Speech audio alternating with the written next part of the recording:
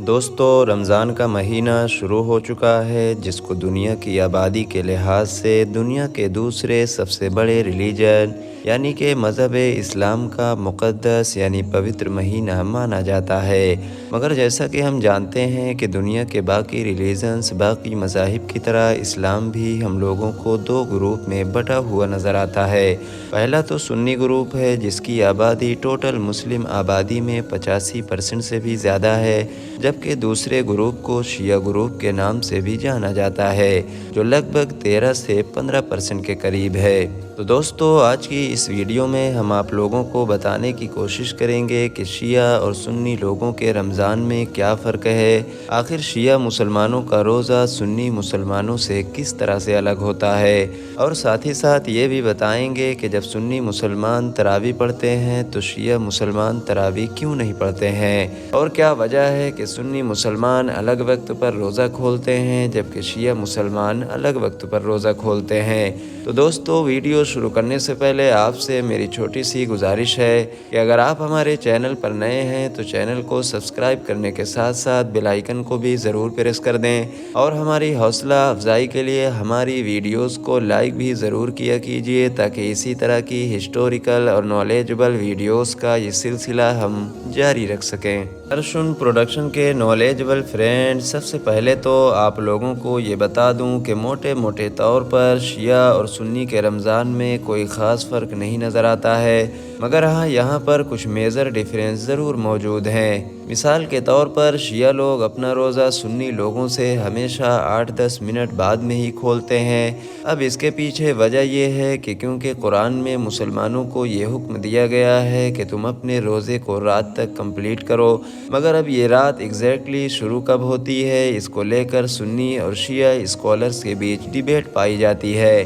جہاں ایک طرف سنی لوگ سورج کے غروب ہوتے ہی یعنی ڈوبتے ہی روزہ افطار کر لیتے ہیں اور اسی کو رات مانتے ہیں، تو وہیں دوسری طرف شیعہ لوگ سورج کے ڈوب جانے کے ساتھ ساتھ اس ہلکی پھلکی روشنی کے بھی غائب ہو جانے کا انتظار کرتے ہیں جو آسمان پر موجود ہوتی ہے، یعنی جب پوری طریقے سے آسمان ڈارک ہو جاتا ہے اسی کے بعد ہی شیعہ لوگوں کے یہاں پر روزہ کھولا جاتا ہے۔ یہی وجہ ہے کہ ان دونوں گروپ کے بیچ ہمیشہ افطار میں 8-10 منٹ کا اور کبھی اس سے بھی زیادہ کا ڈیفرنس موجود ہوتا ہے۔ آج کل آپ لوگوں نے دیکھا ہوگا کہ انسٹاگرام ریلز پر یا پھر یوٹیوب شارٹس وغیرہ پر اس طرح کی بہت ساری ویڈیوز ہمارے پاس آتی رہتی ہیں، جس میں مذاقیہ طور پر یہ چیز دکھانے کی بھی کوشش کی جاتی ہے کہ جب شیعہ اور سنی لوگ ایک ساتھ بیٹھ کر افطار کرتے ہیں تو کس طرح سے سنی لوگ افطار کر رہے ہوتے ہیں، مگر جو ان کے شیعہ ساتھی ہوتے ہیں وہ ان کا منہ دیکھ رہے ہوتے ہیں۔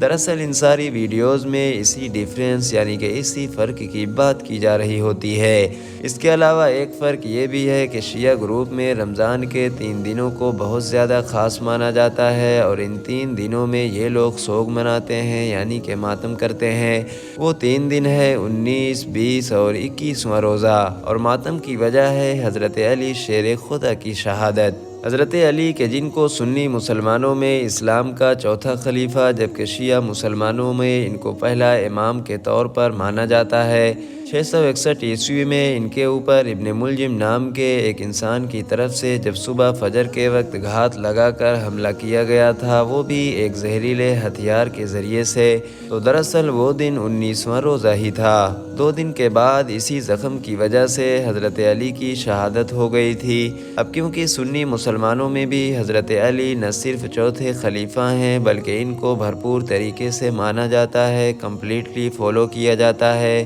ان سے جڑے ہوئے جتنے بھی دن ہیں، اب وہ چاہیں ان کی پیدائش کا دن ہو یا پھر ان کی وفات کا، ان سارے دنوں کو بھی یاد رکھا جاتا ہے۔ مگر ہاں شیعہ گروپ کی طرح 3 دن تک لگاتار ماتم یعنی کہ سوگ وغیرہ نہیں منایا جاتا ہے۔ بات کریں اب اگر ان دونوں گروپ کے بیچ ایک اور میجر ڈیفرنس کی تو وہ ہے تراویح کا کانسیپٹ۔ ہاں دوستو، جیسا کہ ہم جانتے ہیں کہ جب سے ہی رمضان کا مہینہ شروع ہوتا ہے تو سنی مسلمانوں میں تراویح کو لے کر بھی بہت زیادہ دلچسپی پائی جاتی ہے۔ افطاری سے فارغ ہو کر لوگ پورے اہتمام کے ساتھ خود تو تراویح کے لیے مسجد کی طرف جاتے ہی ہیں، بلکہ اپنے بچوں وغیرہ کو بھی لے کر جاتے ہیں اور اس طرح سے لگاتار لگ بھگ 2 سے 3 گھنٹے مسجد میں گزارتے ہیں۔ مگر آپ میں سے بہت سارے لوگوں کو شاید جان کر حیرانی ہوگی کہ شیعہ گروپ میں اس طرح سے تراویح کا کوئی بھی کانسیپٹ نہیں پایا جاتا ہے۔ ان لوگوں کے مطابق اس طرح سے اکٹھا ہو کر یعنی جماعت کے ساتھ 20 رکعت تراویح پڑھنا ایک بدعت ہے، جس کو دوسرے خلیفہ یعنی حضرت عمر کی طرف سے شروع کیا گیا تھا۔